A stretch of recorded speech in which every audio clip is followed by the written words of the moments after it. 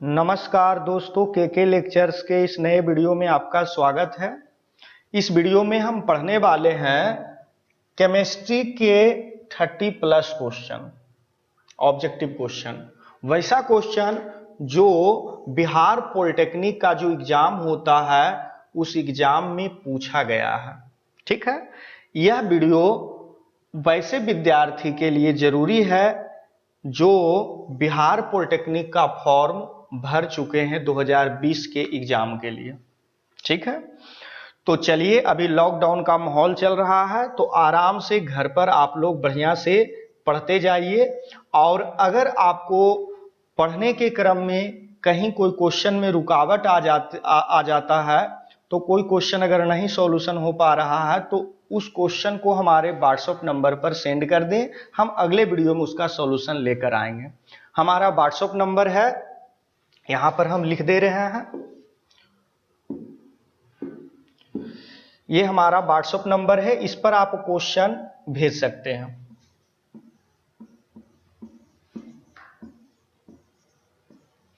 ठीक है, 7904332690। अगर पढ़ने के क्रम में कोई क्वेश्चन नहीं बने तो आप इस नंबर पर उस क्वेश्चन का फोटो खींचकर भेज दें। ठीक है, हम अगले वीडियो में कोशिश करेंगे कि आपका क्वेश्चन का सॉल्यूशन करके हम बता दें। चलिए आगे बढ़ते हैं। तो वीडियो को स्टार्ट करने से पहले थोड़ा सा ध्यान दीजिए आप लोग। अगर आप हमारे चैनल पर नए हैं तो कृपया करके आप हमारे चैनल को सब्सक्राइब कर दें। ठीक है, ताकि हम इस तरह का वीडियो जब भी अपलोड करें तो इसका नोटिफिकेशन आपको सबसे पहले मिले। तो चलिए वीडियो को स्टार्ट करते हैं। सबसे पहले क्वेश्चन है, पहला नंबर क्वेश्चन है कि मोनोकार्बोक्सिलिक अम्ल किसके साथ समावयवता दर्शाते हैं। तो देखिए, सबसे पहला काम हमको समझना समावयवता क्या होता है। तो देखिए, समावयवता के बारे में आप लोग 10th क्लास में भी पढ़े होंगे और 11th क्लास में भी पढ़े होंगे और 12th क्लास में भी पढ़े होंगे। क्या पढ़े होंगे? समावयवता में जो अणुसूत्र जो होता है समान होता है, पर संरचना सूत्र जो होता है वो अलग अलग होता है। यानी वैसे यौगिक जिसका अणुसूत्र समान हो परंतु संरचना सूत्र अलग अलग हो, उसे हम क्या कहते हैं? समावयवता कहते हैं। उसी घटना को समावयवता कहते हैं। तो चलिए, हम समावयवता में समझ गए कि अणुसूत्र समान होगा और संरचना सूत्र क्या होगा? भिन्न होगा। इस समावयवता समझ गए तो अब हमें जानना है कि आखिर ये मोनोकार्बोक्सिलिक अम्ल जो यहां पर दिख रहा है इसका सूत्र क्या होता है, एल्डिहाइड्स का सूत्र क्या होता है, कीटोन का सूत्र क्या होता है, एस्टर्स का सूत्र क्या होता है, एथर्स का सूत्र क्या होता है। अब हम जब सभी का सूत्र जानेंगे तब हम इस क्वेश्चन का सॉल्यूशन आसानी से कर पाएंगे। ठीक है, अगर सूत्र नहीं पता हो तो कम से कम फंक्शनल ग्रुप पता होना चाहिए। फंक्शनल ग्रुप देखिए, आप लोग 10th क्लास में आप लोग देखे होंगे, 10th क्लास अगर पढ़े होंगे आप लोग तो 10th क्लास में देखिए इस तरह से आप लोग को बुक में मिला होगा, केमिस्ट्री के बुक में। चलिए दिखा देते हैं हम।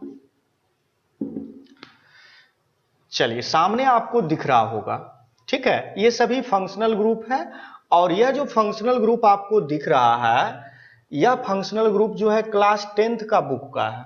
क्लास 10th का केमिस्ट्री का बुक में अगर आप ढूंढेंगे तो ये आपको मिल जाएगा। ठीक है, अब इसमें देखिए सभी का फंक्शनल ग्रुप मिलेगा। सबसे पहले हमारा था मोनोकार्बोक्सिलिक अम्ल। तो चलिए मोनोकार्बोक्सिलिक अम्ल का हम ढूंढ लेते हैं। मोनोकार्बोक्सिलिक अम्ल यहां पर देखिए कार्बोक्सिलिक अम्ल मिला, यह देखिए कार्बोक्सिलिक अम्ल मिल गया। ठीक है, कार्बोसिल्क भी बोलते हैं, कार्बोसिल्क अम्ल मिल गया। अब यहां पर देखिए इसका फंक्शनल ग्रुप है COOH।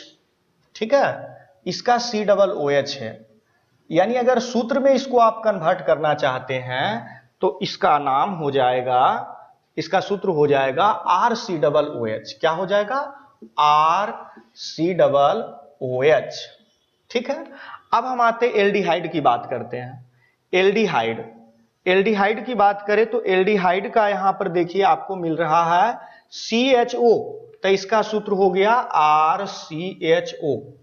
ठीक है, अब जरा सा देखिए एस्टर की बात करें तो एस्टर का देखिए यहां पर मिल रहा है COOR। COOR, तो R आगे लगा देना है सूत्र में, COOR। R हम क्यों लगा रहे हैं, हम जो लिख रहे हैं वो सूत्र लिख रहे हैं, इसका जनरल फॉर्मूला लिख रहे हैं, सामान्य सूत्र लिख रहे हैं। और सामने जो यहाँ पर आप देख रहे हैं ये क्रियाशील मूलक है, ये क्या है, क्रियाशील मूलक है। क्रियाशील मूलक भी अगर आपको याद है तो आगे R लगा दीजिए, सूत्र बन जाएगा। ठीक है, अब कीटोन की बात आता है। कीटोन का देखिए सूत्र यहाँ पर आपको दिख रहा है ना, कीटोन का ये है, CO है, तो इसमें डबल R देखिए लग चुका है ना, तो इसका कीटोन का आप ऐसे बोल सकते हैं RCOR डैश भी बोल सकते हैं। अब ईथर्स की बात करें, ईथर कहां पर है, देखिए ध्यान से, ईथर है, ईथर का O होता है। ठीक है, अब हमको क्या करना है, यहां पर जो क्वेश्चन है पहले इसको हटा लेते हैं थोड़ा सा हम।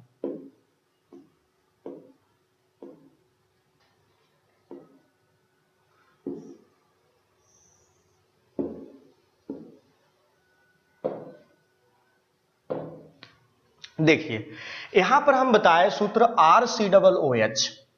ठीक है, देखिए इसमें सिंगल O है, नहीं होगा, इसमें भी सिंगल O है, नहीं होगा, इसमें भी सिंगल O है, नहीं होगा, इसमें देखिए डबल O है, यानी ये दोनों में हम मिलाकर अगर देखें तो मिल सकता है। तो चलिए हमारा डबल O इसमें है, डबल O इसमें है, यानी हमारा C नंबर मिल रहा है। लेकिन अब हम C नंबर सही है या नहीं थोड़ा सा चेक भी कर लेंगे।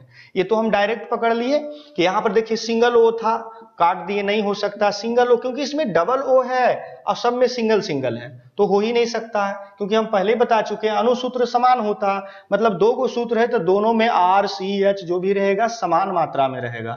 तो यहां पर चलिए ऑक्सीजन से हम देखें कि ऑक्सीजन इसमें कम था, इसमें 2 है, इसमें 2 है, बराबर है। तो चलिए ये दोनों को हम कंपेयर करके देख लेते हैं वास्तविक में ये सही है या नहीं है। तो चलिए हम आगे बढ़ते हैं। अब हम आंसर बताए कि समावयवता जो है दर्शाने का काम कर रहा है एस्टर्स। अब हम दोनों में देखिए डिफरेंट दिखाते हैं। जैसे कार्बोसिलिक अम्ल का हम सूत्र बताए, यहां पर हम CARBOXyLIC कार्बोसिलिक एसिड का भी हम सूत्र बताए हैं COOH, और आगे R बोले लगा लेने के लिए। ठीक है, R के जगह पर आप CH3, अब अगर किन्हीं विद्यार्थी को ये R के जगह पर हम CH3 लिखें, क्यों लिखें नहीं समझ में आ रहा है तो टेंशन ना ले, इसका जो बेसिक वीडियो है 11th क्लास में पढ़ने का है। 11th क्लास में ये जो टॉपिक है IUPAC नेमिंग का, यह कम से कम 2 महीने पढ़ाते हैं। ठीक है, और उसका वीडियो कुछ अपलोड है बेसिक वाला, उसको आप देख लीजिएगा, वहां पर आपको जरूर मिल जाएगा। ठीक है, अब यहां पर हो गया COOH। अब एस्टर की बात करें, इसका सूत्र बताएं RCOOR। ठीक है, अब यहां पर देखिए हम क्या करते हैं, यहां पर CH3 ले लेते हैं, COOR के जगह पर CH3 ले लेते हैं। ठीक है, अब देखिए इसको मिला करके देखते हैं, ये हो जाता है 1 2 3 C हो गया, और H कितना हो गया, 3 और 3 6H हो गया, और वो कितना हो गया, 2 हो गया। चलिए इसमें 3 C है तो इसमें भी 3 C होना चाहिए तभी बराबर होगा। तो R के जगह पर हमको लेना है C2H5, तो जैसे C2H5 अगर R के जगह पर ले लेते हैं तो हमारा देखिए C3 और H ये हो जाएगा 5 1 6, और ये हो जाएगा हमारा O2, यानी इसका सूत्र और इसका सूत्र देखिए दोनों का सेम आ जाता है, यानी ये समावयवता प्रदर्शित करता है, इसलिए इसका ऑप्शन नंबर C सही हुआ। चलिए नेक्स्ट आगे बढ़ते हैं। नेक्स्ट क्वेश्चन है सोडा लाइम। सोडा लाइम है, यहां पर आपको ऑप्शन दे रखा है, इसमें से कौन सोडा लाइम है, तो ध्यान रखिएगा सोडा अर्थात सोडियम इसमें जरूर रहेगा, ध्यान दीजिए। तो सोडियम हमारा 2 ऑप्शन में है। ठीक है, अब सोडा लाइम है, ठीक है, सोडा लाइम है, तो देखिए सबसे पहले देखिए यहां पर जो है Na2CO3 into 2H2O, Na2CO3 into 2H2O जो होता है धोबन सोडा वगैरह का सूत्र हो जाता है। तो यहां पर जो आपका सोडा लाइम का सूत्र होता है NaOH प्लस CaO होता है, यानी इसका कौन सा ऑप्शन सही हो गया, यहां पर ऑप्शन इसका सही हो गया B नंबर। ठीक है, चलिए आगे बढ़ते हैं। आगे क्वेश्चन है कौन एक मार्स गैस कहलाती है। देखिए ये तो याद रखने की बात है, आप लोग पढ़े भी होंगे कि मीथेन को मार्स गैस भी कहा जाता है, इसका ऑप्शन C हो गया सही है। आगे बढ़ते हैं। यहां पर ये क्वेश्चन देखिए ध्यान से, ये क्वेश्चन में कह रहा है कितने पाई आबंद है, मतलब पाई आबंद की संख्या बताना। देखिए एकदम सिंपल है, कुछ नहीं है। एक ट्रिक आपको ध्यान रखना है, ठीक है, एक ट्रिक आपको ध्यान रखना है।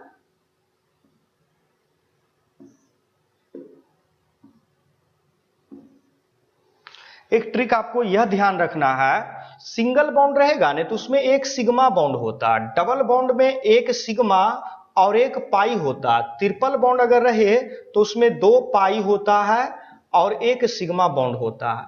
तो इस ट्रिक को अगर याद रखें तो ध्यान ध्यान से सुन लीजिए। सिंगल बॉन्ड में एक सिग्मा, डबल बॉन्ड में एक सिग्मा एक पाई, ट्रिपल बॉन्ड में 2 पाई एक सिग्मा, 2 पाई एक सिग्मा होता है। तो चलिए यहां पर आपको दिख रहा है, यहां पर ध्यान से देखिए, एक ट्रिपल बॉन्ड यहां दिख रहा है, एक डबल बॉन्ड यहां दिख रहा है, और हमको पाई ही सिर्फ बताना है। तो ट्रिपल बॉन्ड में 2 गो पाई होता है, ये ध्यान रखना। ट्रिपल बॉन्ड के लिए 2 पाई हो गया यहां पे, और डबल बॉन्ड में 1 पाई होता है, डबल बॉन्ड के लिए 1 पाई। तो टोटल कितना पाई हो गया? 3 हो गया। इसका ऑप्शन सी सही हो गया। चलिए आगे बढ़ते हैं। आवर्त तालिका में, मतलब पीरियोडिक टेबल आप लोग पढ़े होंगे, 9 10 क्लास में पढ़े होंगे, 11th में पढ़े होंगे, 12th में पढ़े होंगे। तो पीरियोडिक टेबल में कह रहा है कि सबसे हल्की धातु कौन सी है, ठीक है। और यहां पर सभी सोडियम धातु, कैल्शियम धातु, लिथियम धातु और Hg पारा धातु, सभी धातु है। तो कौन सा धातु हल्की धातु है, ठीक है। तो हल्की धातु लिथियम है, यहां पर लिथियम सही होगा। चलिए आगे बढ़ते हैं। यहां पर कह रहा है कैल्शियम आयन में इलेक्ट्रॉनों की संख्या उतनी ही होगी जितनी इसमें है, मतलब इसमें इलेक्ट्रॉनों की संख्या उतनी ही होगी जितनी इसमें है। मतलब इस ऑप्शन में से बताना है कि किस में, मतलब इसमें जितना इलेक्ट्रॉन है उतना ही इलेक्ट्रॉन ये 4 ऑप्शन में से किसी में होना चाहिए, ठीक है। तो देखिए इसके लिए सबसे पहले आपको 9th क्लास में आप लोग पढ़े होंगे क्रमांक संख्या। चलिए क्रमांक संख्या हम आपको दिखाते हैं।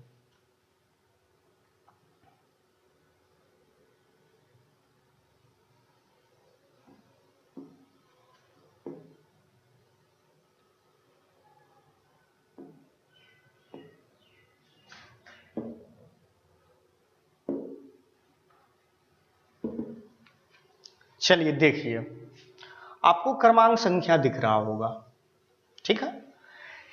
ये क्रमांक संख्या थोड़ा सा धुंधला है। यहां पर देखिए क्रमांक संख्या आप लोग को याद कर लेना है। अगर आपके पास बुक होगा बहुत सारा छोटा छोटा बुक 9th क्लास का, है ना, तो उसमें मिल जाएगा। ऐसे यहाँ पर हम दे रखे हैं। यहाँ पर था क्या क्या ऑप्शन, थोड़ा सा ये देख लेते हैं।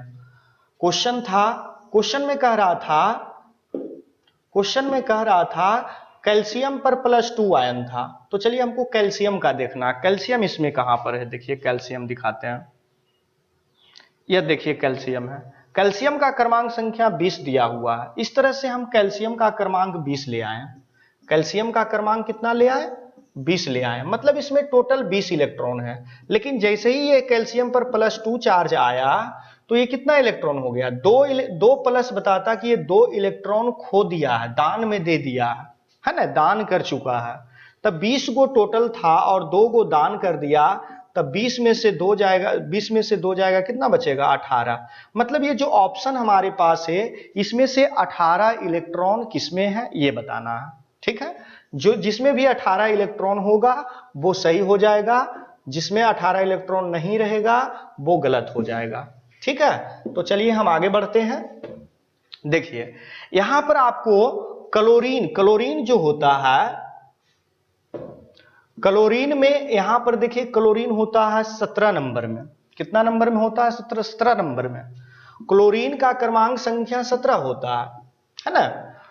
और यह देखिए एक इलेक्ट्रॉन यहां पर माइनस दिखा रहा, अर्थात एक इलेक्ट्रॉन ये कर्ज ले चुका है। तो 17 इलेक्ट्रॉन इसका और एक इलेक्ट्रॉन ही कर्ज लिया, तो टोटल मिलाकर कितना हो गया? 18 हो गया। अर्थात इसका बी नंबर ऑप्शन सही हो गया, ठीक है। चलिए आगे बढ़ते हैं।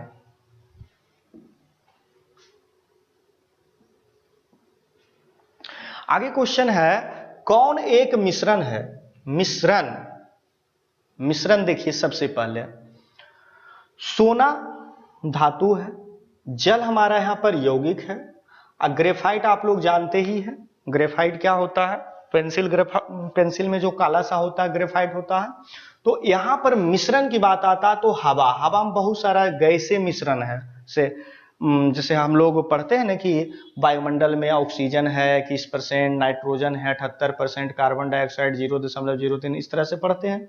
तो वायुमंडल जो है क्या है, गैसों का एक मिश्रण है। तो इसका ऑप्शन कौन सही हो गया, बी नंबर सही हो गया। चलिए आगे बढ़ते हैं। कौन एक कार्बनिक यौगिक है, कार्बनिक यौगिक ध्यान से देखिएगा, कार्बनिक यौगिक मतलब जिसमें कार्बन हो, कार्बनिक यौगिक मतलब जिसमें कार्बन हो। चलिए कार्बन दिखाते हैं।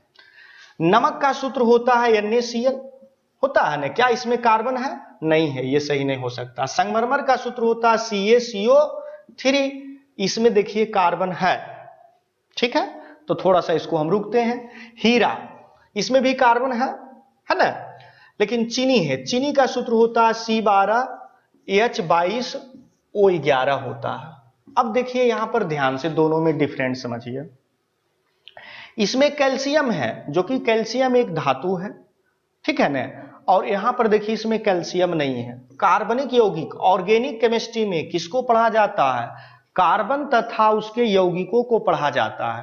तो यहां पर कार्बन है और कार्बन के यौगिक यहां पर C12H22O11 चीनी का सूत्र हो गया।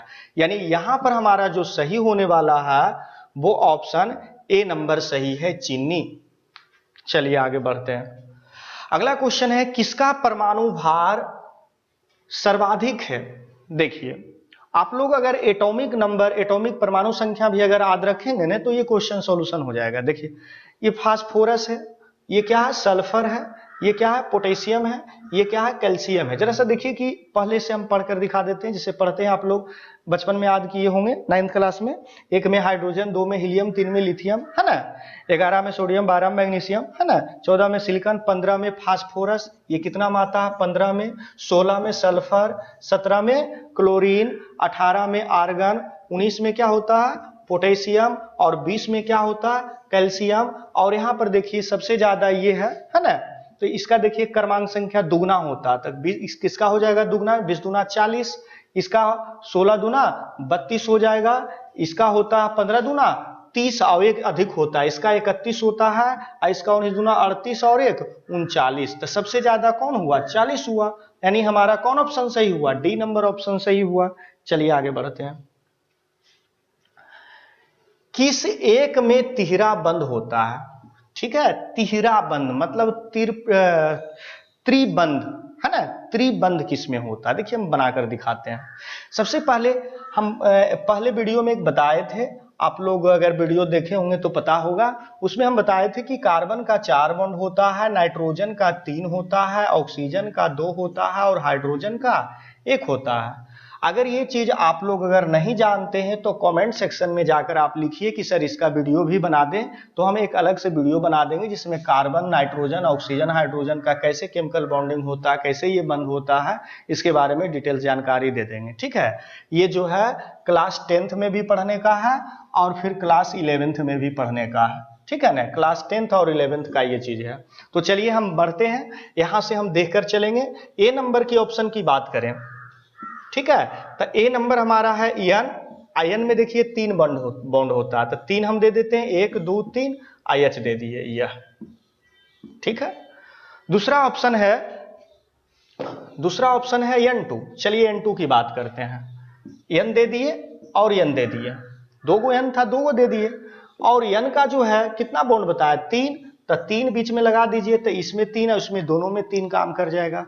C2H4 है, इसकी बात करें तो C 2 गो दे दीजिए, H 4 है, यह देखिए एक H इधर है एक H इधर, 2 2 गो बांट दीजिए, दोनों साइड 2 2 H बांट दीजिए, तो 2 बंद हो गया ना, कार्बन का 4 होता 2 घट रहा तो 2 डाल दीजिए।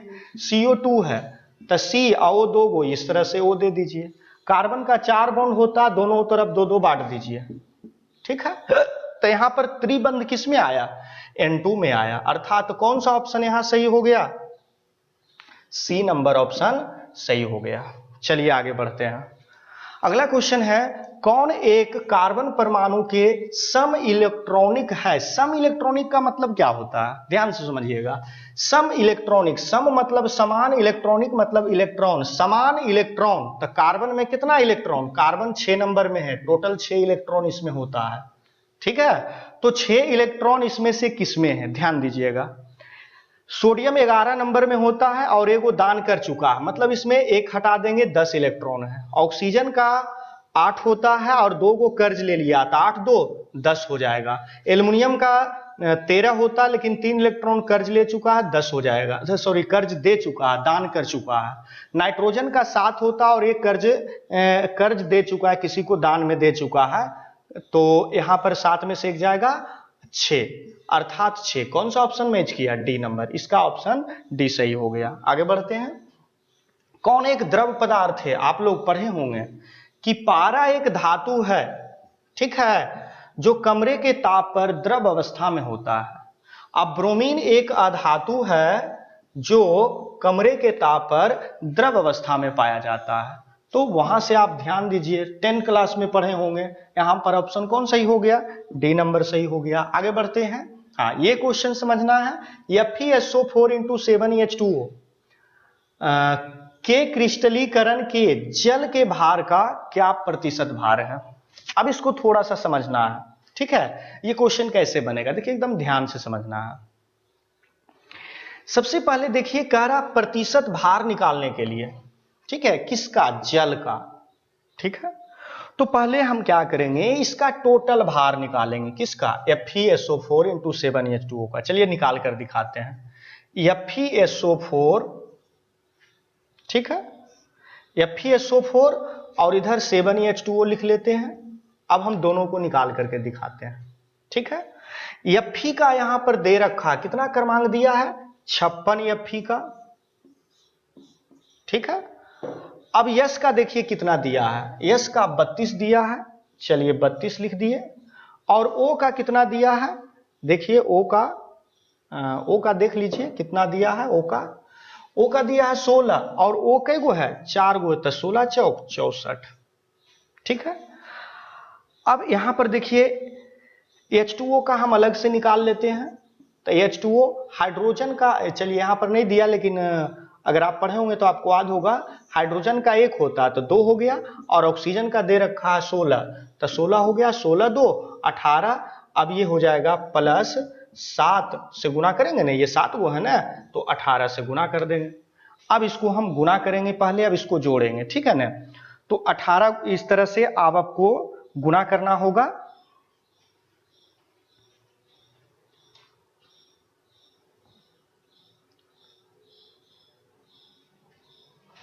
56 प्लस 32 प्लस 64 और प्लस,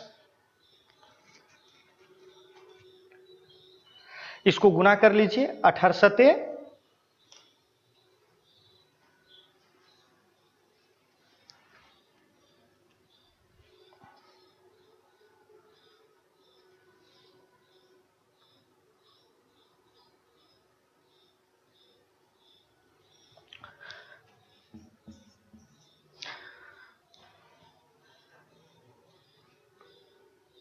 'चलिए अब सबको जोड़ लीजिए, ठीक है। इसको अब आप जोड़ लीजिए, इस तरह से हम जोड़ करके आपको दिखा देते हैं, ठीक है। 56 है, 56 प्लस 32 प्लस 64 प्लस 126 बराबर 278 आया। चलिए 278, ये 278 क्या आया ये समझिए। ये 278 आया, इसका टोटल भार आया 278, ठीक है। तो चलिए इसको थोड़ा सा हम मिटा लेते हैं। इसका टोटल भार आ गया 278। अब हम बात करते हैं किसका भार निकालना है? जल का, जल का ना। तो जल कितना था? तो देखिए जल का 18 था और 7 से गुना किए थे, 18 सते 26 से 126 था। तो जल का ऊपर 126 और टोटल नीचे 278 और गुना, क्योंकि प्रतिशत निकालना है तो गुना कितना से, 100 से। ऊपर से गुना कर देंगे 126 और गुना कर देंगे तो 2 शून्य आ जाएगा और नीचे 278। अब इसको डायरेक्ट भाग दे दीजिए आप, इस तरह से गुना भागा आप कर लीजिएगा, ठीक है ना। हम डायरेक्ट यहाँ पे भाग दे करके दिखा देते हैं। देखिए 126 पर डबल शून्ना, सॉरी ट्रिपल शून्ना हो गया, 126 पर डबल शून्ना भागा 278 बराबर 45.32 आया, ठीक है। इसको भाग देंगे 45.32 आएगा। हमारा 45.32 ऑप्शन ए नंबर सही हो गया। कौन सही हो गया, ए नंबर सही हो गया। चलिए आगे बढ़ते हैं। आगे है CH3OH, आइए K2Cr2O7 और H2SO4 के साथ ऑक्सीकरण कर देता है। देखिए कितना अच्छा क्वेश्चन है। ये क्वेश्चन जो है क्लास 12 से लिया गया है, ठीक है ना। क्लास 12 का क्वेश्चन है, आप लोग पढ़े होंगे ऑर्गेनिक केमिस्ट्री में कन्वर्जन होगा, कन्वर्जन या परिवर्तन, बोलिए परिवर्तन आप लोग पढ़े होंगे, या क्या होता है जब टाइप का क्वेश्चन, उसमें इस तरह का आपको मिलेगा। तो चलिए कुछ नहीं है, आसान है। हम लिखते हैं CH3OH लिख लेते हैं पहले, CH3OH, ठीक है। अब यहां पर मेन समझना क्या है ये देखिए जरा सा।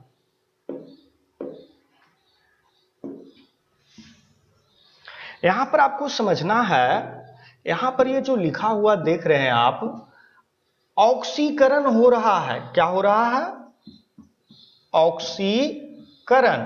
और ऑक्सीकरण का मतलब होता है ऑक्सीजन की उपस्थिति में, ठीक है ना, ऑक्सीजन लेगा।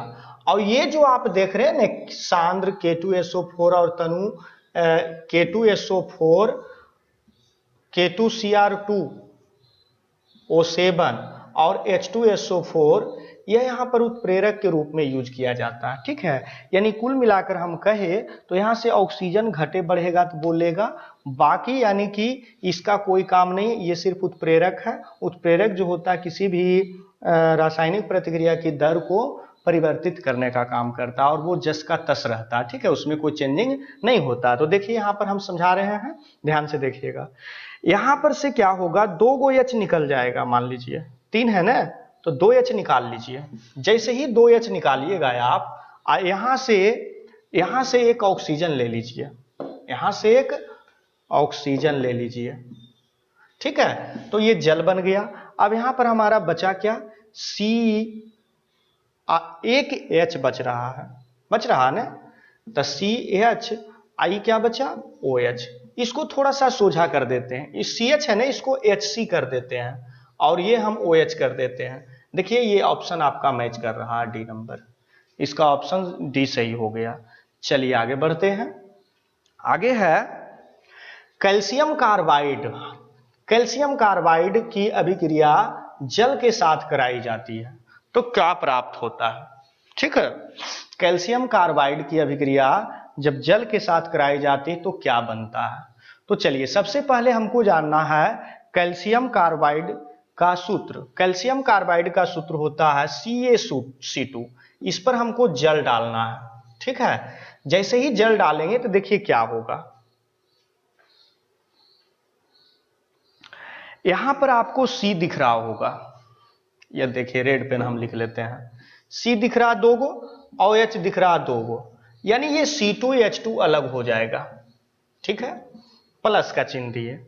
अब देखिए यहां पर CaO है, Ca है और O है, तो CaO बन सकता है, पर CaO नहीं बनेगा। क्यों, जरा सोचिए कि इस पर जब पानी डाला जाएगा और CaO को हम कहते हैं ना कली चुनाई, तो सूखा सूखा रहता है ना, तो क्या बन सकता है, नहीं। जब भी बनेगा तो चूना जल बनेगा। क्या बन जाएगा, चूना जल बनेगा। देखिए चूना जल बनाने के लिए हम यहाँ क्या करेंगे, सूखा चूना नहीं बन सकता यहाँ पर, तो हमको क्या करना है, इसको दुगना कर लेना है, सॉरी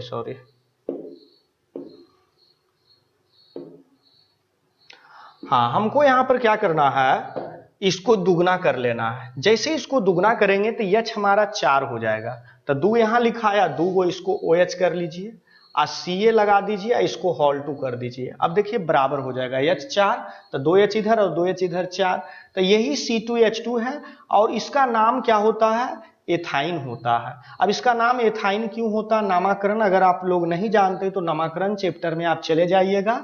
यह जो है हमारा एल्काइन के अंतर्गत आता है और एल्काइन का एक वीडियो आपको मिल जाएगा हमारे चैनल पर, वहां से आप देख लीजिएगा कि नाम कैसे लिखा जाता है। चलिए आगे बढ़ते हैं। एक धातु, ठीक है, एक धातु है जिस पर +3 चार्ज है, ठीक है। तो देखिए जब यम से 3 इलेक्ट्रॉन निकलता है तब यम पर +3 चार्ज आता है, ध्यान दीजिएगा। अब 3 इलेक्ट्रॉन और निकाल रहा है, इससे भी 3 इलेक्ट्रॉन निकाल दिया, तो यहां पर 3 चार्ज था, 3 को निकल गया, तो 3 और 3 6 चार्ज आ जाएगा। तो कौन ऑप्शन सही हुआ, ए नंबर ऑप्शन सही हुआ। चलिए आगे बढ़ते हैं। यहां पर जो ये क्वेश्चन आप देख रहे हैं, ये क्वेश्चन को ध्यान से समझिए। यहां पर देखिए इसको हम इस तरह से लिखते हैं, ऐसे और ऐसे, तो ध्यान दीजिएगा। यक्स जो होता है किसी तत्व के लिए संकेत होता है, 9th क्लास में आप लोग पढ़े होंगे। ए जो होता है परमाणु द्रव्यमान होता है या द्रव्यमान संख्या होता है। जेड जो होता है परमाणु संख्या होता है। तो यहां पर देखिए 19 और 20 ये जो है स्थान है, क्या है, स्थान है। तो स्थान क्या, देखिए सम, सम मतलब बराबर, स्थानिक मतलब स्थान, मतलब स्थान बराबर है क्या, नहीं, 19 और 20 से बराबर नहीं है, ये ऑप्शन गलत है। आगे बढ़ते हैं। सम मतलब बराबर, भारिक मतलब भार, यह देखिए भार हमारा एक होता है, यहां पर 40 और ये 40 जो है भार है और दोनों जगह क्या है, इक्वल है, समान है, तो समभारिक हो गया, इसलिए ऑप्शन इसका कौन सही हुआ, बी नंबर सही हुआ। चलिए आगे बढ़ते हैं। किस परमाणु में O पर -2 आयन या Al पर +3 चार्ज के बराबर इलेक्ट्रॉन है। तो चलिए देखिए एकदम सिंपल समझना है। ऑक्सीजन का क्रमांक संख्या 8 होता है और एल्युमिनियम का क्रमांक संख्या 13 होता है, लेकिन दोनों में डिफरेंस समझिए। ई 2 गो माइनस मतलब 2 रुपया कर्ज ले चुका है, 2 गो इलेक्ट्रॉन कर्ज ले चुका है, तो 8 इलेक्ट्रॉन इसके पास था, 2 गो लिया तो 10 इलेक्ट्रॉन हो गया ना। इसकी बात करें तो 13 था लेकिन 3 गो ही दान कर चुका, तो 13 में से 3 हटा देंगे 10 आ जाएगा, मतलब टोटल इसमें भी 10 इलेक्ट्रॉन है, इसमें भी 10 इलेक्ट्रॉन है। तो इसमें से देखना कि किसमें 10 इलेक्ट्रॉन होता है, मतलब 10वां नंबर में कौन आता है।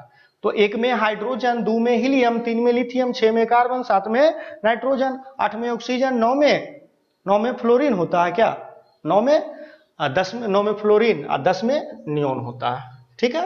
तो यहां पर हमारा ऑप्शन ए सही हो गया। चलिए आगे बढ़ते हैं। एसिटिलीन अणु, एकदम अच्छा क्वेश्चन है और अभी हम जस्ट बताए थे, है ना, अभी हम जस्ट इसको बताए थे।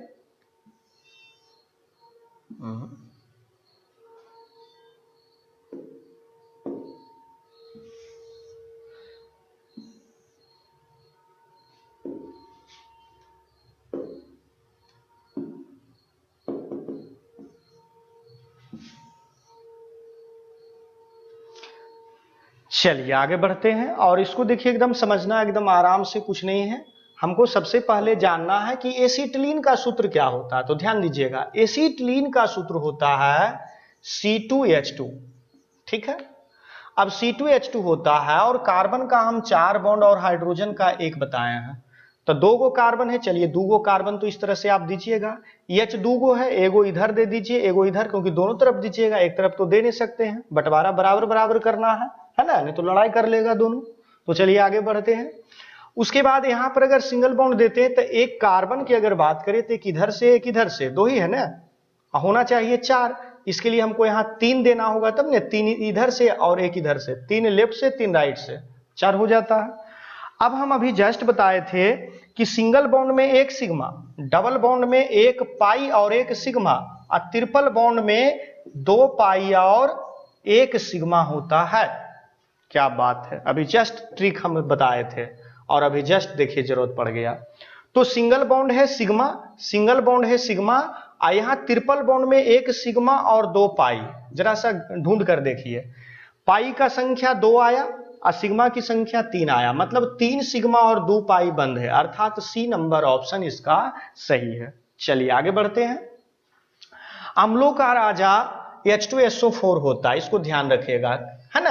King of acid H2SO4 sulphuric अम्ल को कहा जाता है अम्लों का राजा। देखिए 10th क्लास का अल्कीन का सूत्र है, एकदम सिंपल, सॉरी हाँ अल्कीन ही है, अल्कीन्स का सूत्र है। अल्कीन का सूत्र आप लोग जानते होंगे, अल्केन का सूत्र इस तरह से, ANE जब रहता है तो CnH2n +2 होता है, ठीक है। जब AlKENE लगल रहता है तो सूत्र CnH2n होता है। जब BiNe लगा हुआ रहता है तो CnH2n -2 होता है, ठीक है। तो यहां पर हमारा क्या हो जाएगा, सूत्र CnH2n हो जाएगा। कौन सा ऑप्शन सही, A नंबर ऑप्शन सही हुआ। चलिए आगे बढ़ते हैं। कार्बोक्सिलिक या कार्बोसिलिक अम्ल में उपस्थित रहता है, अभी जस्ट एसिड का सूत्र बता रहे थे नहीं, RCOOH जो फंक्शनल ग्रुप दिखाए थे, तो COOH इसका फंक्शनल ग्रुप होता, C नंबर ऑप्शन सही।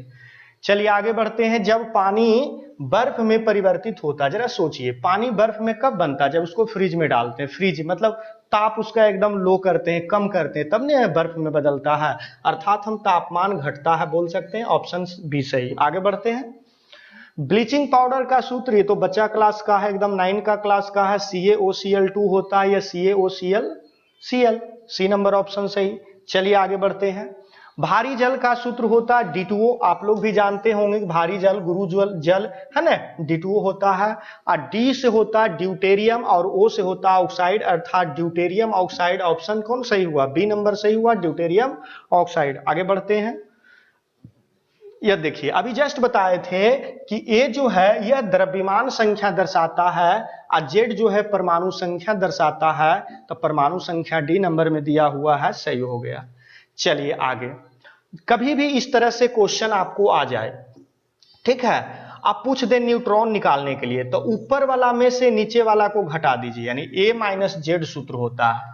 तो ऊपर में कितना है, 226 है, और घटाओ कितना करना है, 88 करना है, इसको घटा दीजिए, 8 आ जाएगा, और ये 8 3 11 हो जाएगा, और ये 138, ये सही हो जाएगा। चलिए आगे बढ़ते हैं। ये देखिए इस तरह का जो क्वेश्चन था ना, पॉलिटेक्निक एग्जाम में पहले पूछा जाता था, अब इधर क्वेश्चन इस टाइप का बहुत कम मात्रा में पूछा जाता है। ऐसे देख लीजिएगा, पॉलिटेक्निक में अगर हैं आप तो थोड़ा बहुत देख लीजिएगा, लेकिन अगर आप ITI का फॉर्म भर चुके हैं तो ये IPSC नेम आपके लिए VVI है, और यह जो IPSC नेम है यह क्लास 11th में मेन रूप से पढ़ने का है विशेष। 11th क्लास में यह हम 60 दिन पढ़ाते हैं, 2 महीने तक इसको पढ़ाते रहते हैं 1-1 घंटा की दर से, ठीक है। तो उतना तो लंबा डिटेल्स करना यहाँ पर संभव नहीं है। अगर आप विशेष IPSC नेम सीखना चाहते हैं तो हमारे चैनल के प्लेलिस्ट में जाकर के IPSC नेमिंग का प्लेलिस्ट बना हुआ, उसे आप वीडियो देखकर सीख सकते हैं। तो चलिए इसका नाम लिखने की बात करते हैं। तो अभी छोटा सा आपको ध्यान देना है, क्या ध्यान देना है, तो देखिए सबसे पहले ध्यान दीजिएगा, 1 कार्बन रहता है तो नाम होता है मिथ, 2 कार्बन रहता है तो नाम होता है प्रोप, 4 कार्बन रहता है तो नाम होता है ब्यूट, 5 कार्बन होता है तब पेंट, 6 कार्बन होता है तब हेक्स। ये याद रखना, इस तरह से 100 तक होता है, ठीक है। फिर याद रखना है कि सिंगल बॉन्ड रहेगा तब ANE, डबल बॉन्ड रहेगा तब ENE, ट्रिपल बॉन्ड रहेगा तब BiNe, ठीक है। ये चीज जो है क्लास 11th की है, ये सब 11th क्लास में पढ़ने का है, इसको थोड़ा सा आप देख लीजिएगा, इसको ध्यान कर लीजिएगा। अगर जानते हैं तो बहुत अच्छी बात है, नहीं जानते तो ध्यान कर लीजिएगा, ठीक है। अगर पूरा डिटेल्स जानना चाहते हैं तो आप हमारे चैनल के प्लेलिस्ट में जाकर के आप देख सकते हैं। तो चलिए इसका नाम लिखने की कोशिश करते हैं। चलिए देखिए ध्यान से, देखिए ये जो डबल बॉन्ड जो आपको दिख रहा है ना, ये डबल बॉन्ड यहाँ पर फंक्शनल ग्रुप है, और फंक्शनल ग्रुप जो होता है ना वह किसी भी कार्बनिक यौगिक का मेन पार्ट होता है, और उसी के नजदीक से गिनती करते हैं, या उसमें कार्बन रहता है तो उसी से गिनती करते हैं, ठीक है। तो यहाँ पर ये फंक्शनल ग्रुप है तो इसी के तरफ से गिनती करेंगे, इसको बोलेंगे 1 कार्बन, इसको 2 कार्बन, इसको 3 कार्बन, इसको 4 कार्बन। 4 के बाद तो ऊपर जाने का रास्ता नहीं है, ना ही नीचे आने का रास्ता। अगर हम तड़प करके आएंगे तो हो सकता है पैर भी टूट जाए, है ना, इसलिए पैर तोड़ना नहीं है, इसको छोड़ देना है। ठीक है, ये छूट गया। अब हमको नाम लिख करके दिखाना है। देखिए यहां पर ध्यान से 4 कार्बन आया, 4 में होता BUT, लिख दिए। ठीक है, अब देखिए डबल बॉन्ड जो है हमारा एक पर है, तो चलिए एक लिखना कोई जरूरी अभी नहीं है। ठीक है ना, यहां पर डबल बॉन्ड के लिए क्या होता है, ENE होता है। तो डबल बॉन्ड के लिए यहां पर देखिए ENE है, यहां पर ENE लिख दिया। ठीक है, उसके बाद आपको ये CH3 छूटा, तो CH3 का नाम होता है मिथाइल, METH आप लोग 10th में भी पढ़े होंगे। तो इसके लिए नाम हम लिख दिए METH। अब कई ठो है, अब ये जो है 2 ठो है, एक नीचे है एक ऊपर है, तो 2 गो के लिए हम डाई लगा दिए। और कहां पर है, तो 3 पर नीचे है और 3 पर ऊपर है, तो 3 नीचे के लिए और 3 ऊपर के लिए। डाई क्यों लगाएं, क्योंकि ये नीचे ऊपर दोनों था, तो 2 गो के लिए डाई, 3 गो के लिए ट्राई लगाते हैं। ठीक है, इस तरह का अगर वीडियो देखना चाहते हैं तो प्लेलिस्ट में जाकर विशेष देख सकते हैं। ठीक है, अब इसका नाम देखिए कौन सा मिल रहा है, यहाँ पर C मिल रहा है। हम बताएं कि एक लिख भी सकते हैं, नहीं भी लिख सकते हैं, यहाँ पर एक लिख दिया है। ठीक है, लिख भी सकते हैं, नहीं भी लिख सकते हैं एक, तो यहाँ पर ऑप्शन हमारा कौन सही हो गया, C नंबर सही हो गया। चलिए आगे बढ़ते हैं। किसे हास्य गैस, लाफिंग गैस, हंसाने वाली गैस किसको कहा जाता है, N2O को कहा जाता है, ध्यान रखिएगा। चलिए अब लास्ट क्वेश्चन आ गया, ये क्वेश्चन समझने वाला है, थोड़ा सा इसको ध्यान से देखिएगा। ठीक है, आगे बढ़ते हैं। देखिए यहां पर जो है नाइट्रोजन का ऑक्सीकरण संख्या पूछ रहा है। तो आप लोग अगर पढ़े होंगे 11th क्लास में एक चैप्टर है रेडॉक्स रिएक्शन का, ठीक है ना, तो उस चैप्टर में ऑक्सीकरण संख्या निकालने के लिए आप लोग सीखे होंगे। और अगर नहीं सीखे तो टेंशन नहीं लीजिए, हमारे चैनल पर जाइए और वहां पर प्ले लिस्ट में देखिए ऑक्सीकरण संख्या निकालने का वीडियो कोई पड़ा होगा, उसको बढ़िया से देखिए समझिए। इसके बाद भी अगर समझ में नहीं आता है तो मेरा व्हाट्सएप नंबर पर आप लिखिए, हम फिर से कुछ समझाने की कोशिश करेंगे, फिर से एक अलग सा ऑक्सीकरण संख्या पर ही वीडियो बना देंगे। तो चलिए आगे बढ़ते हैं। यहां पर हमारा लिखा हुआ है NH4 का होल 2 और SO4, और निकालना हमको क्या है, ऑक्सीकरण संख्या N की। तो देखिए जिसका निकालना रहता है उसका हम X मानते हैं। आइए हाइड्रोजन की बात करें तो हाइड्रोजन का +1 होता है, ध्यान रखिएगा।